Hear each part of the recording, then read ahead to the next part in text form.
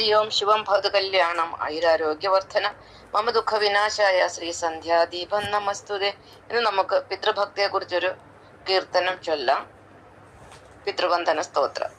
ബ്രഹ്മനുണ്ടെന്നൊരു കേൾവിയല്ലാതെ ഇമ്മഹീങ്കൽ കാൺമാനുമില്ലല്ലോ. നമ്മെ ഉൽപ്പാദിപ്പിച്ചോരു ബ്രഹ്മനും നമ്മുടെ പിതാവെന്നു ധരിക്കുവൻ. മാതാവെന്നും പിതാവെന്നുമുള്ളതിൽ രണ്ടാം ദൈവം നമുക്കു പിതാവല്ലോ. വേണ്ട പോൽ പിതാ തന്നൂടെ പാദത്തിൽ നിത്യമങ്ങു നമസ്കരിച്ചിടണം. താതകൽപ്പന കേട്ടപ്പോഴല്ലയോ രാമദേവനും കാട്ടിൽ ഗമിച്ചിതു. അത്ര മാഹാത്മ്യം അച്ഛനുണ്ടെന്നതും വിഷ്ണുരാമൻ അറിയിച്ചു ലോകരെ. അച്ഛന്റെ വാക്കു കേട്ടുടൻ ഭാർഗവൻ പെറ്റ മാതാവിനെ കൊല ചെയ്തിതു.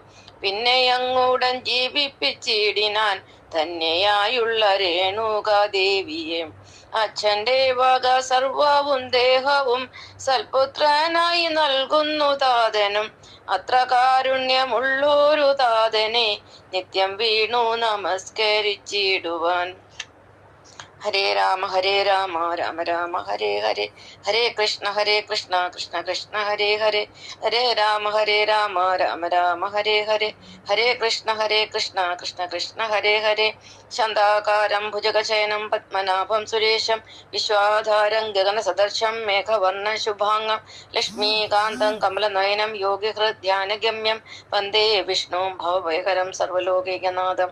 കായേന വാചാ മനസേന്ദ്രിയ ബുദ്ധ്യാത്മനാ പ്രകൃതി സ്വഭാവ കരോമി യദ്വൽ സകലം പരസ്മൈ നാരായണായേതി സമർപ്പയാമി, നാരായണായേതി സമർപ്പയാമി, നാരായണായേതി സമർപ്പയാമി.